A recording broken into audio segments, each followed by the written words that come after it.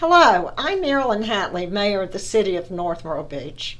I hope you and your families and your friends are all safe and well. I'm at work today and I have prepared a few things that I would like to share with you about the City of North Myrtle Beach. As you may have seen by visiting the city's website or some of our other social outlets, the City Council has passed several emergency ordinances designed to help the prevention of unnecessary introduction to the coronavirus to our community. For example, until the virus emergency ends, the short-term rentals and long-term rentals will be prohibited. This will reduce the risk of the virus coming in from areas in other parts of the country that have high rates of infection. We actively investigate information provided to us by people who come into the community from other states who may be renting illegally.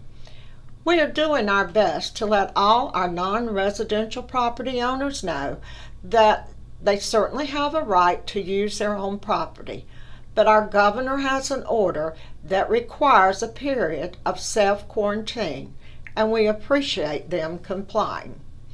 We closed many of our public facilities, like our Aquatic Fitness Center and our J. Brian Floyd Community Center. Now, for some, that was not a very popular action, but the closing will reduce the potential for the spread of the virus within our community. Our parks remain open for the use of our walking trails, and as long as the people abide by the social distancing and respecting each other of your areas, then we will continue to leave these parks open. The governor concurs in his recent order that people need to be outdoor and exercising. The governor has also ordered that the public beach accesses and the public parking areas be closed, and we have complied by that order. We have canceled dozens of events, large and small, and including all our sports tourism events. We have taken many other steps to help deter the growth of the virus in our community. Each day, council members and I receive many calls from people, and some people demand absolutely freedom to do whatever they want to do at any time they want to do it, regardless of the virus and its proven potential to harm others. And then we have people who call that are demanding us to totally shut down and shut down now, with offenders fined and tossed in jail. And in between those two extremes, there are many other different points of views. We cannot please everyone, but we are making every effort to approach the health emergency in a reasonable and effective manner. Our primary focus has been to encourage all people to be responsible. What you do in this environment can have serious consequences for the health of others. When encouragement does not work, we have not been shy about tightening things up, and we will continue on that path when we have to. The vast majority of our residents and our non-residents property owners have committed themselves to staying at home except for getting out for food, medicine, or essential needs. You have followed the city's ordinances, and you have followed the governor's orders.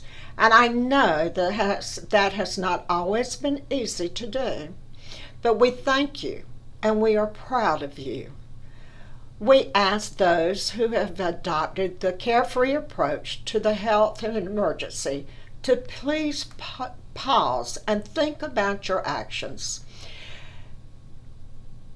You may get lucky and you may escape the virus, but you may also be the one who spreads it to others. And is this something that you can really live with? The day will come when the virus has run its course. The city will lift its emergency ordinances and the governor would lift his orders.